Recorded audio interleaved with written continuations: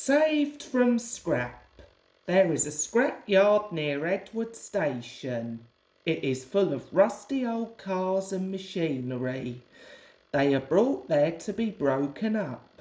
The pieces are loaded into trucks and Edward pulls them to the steel works, where they are melted down and used again.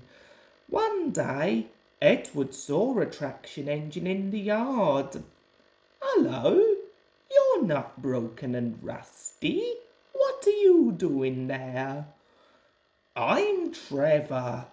They are going to break me up next week." "What a shame. My driver says I only need some paint, brasso and oil to be as good as new. But it's no good. My master doesn't want me. I suppose it's because I'm old-fashioned." Edward snorted indignantly. "People say I'm old-fashioned, but I don't care. The Fat Controller says I'm a useful engine. My driver says I'm useful too. I sometimes feel ill, but I don't give up like these tractors. I struggle on and finish the job. I've never broken down in my life." "What kind of work did you do?" "My master would send us from farm to farm. We threshed the corn, hauled logs, sawed timber, and did lots of other work. We made friends at all the farms and saw them every year. The children loved to see us come. They followed us in crowds and watched us all day long. My driver would sometimes give them rides." Trevor shut his eyes, remembering. "I like children. Oh yes, I like children." "Broken up? What a shame! Broken up? What a shame! I must help Trevor, I must." Edward thought of the people he knew who liked engines.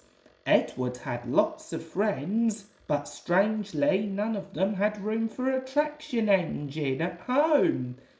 It's a shame, it's a shame. Then,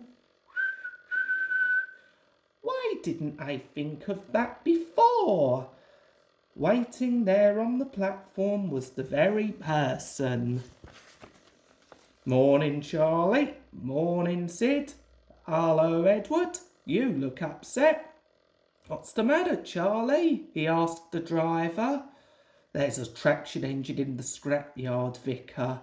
He'll be broken up next week, and it's a shame. Jem Cole says he never drove a better engine." "Do save him, sir. You've got room, sir." "Yes, Edward, I've got room, but I don't need a traction engine." "He'll saw wood and give children rides. Do buy him, sir, please." "We'll see." Jem Cole came on Saturday afternoon. "The Reverend's coming to see you, Trevor. Maybe he'll buy you." "Do you think he will?" "He will when I've lit your fire and cleaned you up." When the vicar and his two boys arrived in the evening, Trevor was blowing off steam. He hadn't felt so happy for months. "Watch this, Reverence," called Jem, and Trevor chuffered happily about the yard. "Oh, Daddy, do buy him." "Now I'll try. Show your paces, Trevor."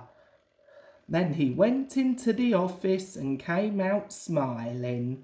"I've got him cheap, Jem, cheap. D'ye hear that, Trevor? The Reverend saved you, and you'll live at the vicarage now."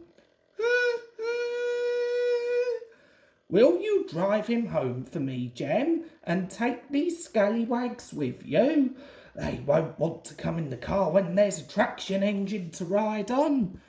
Trevor's home in the vicarage orchard is close to the railway, and he sees Edward every day.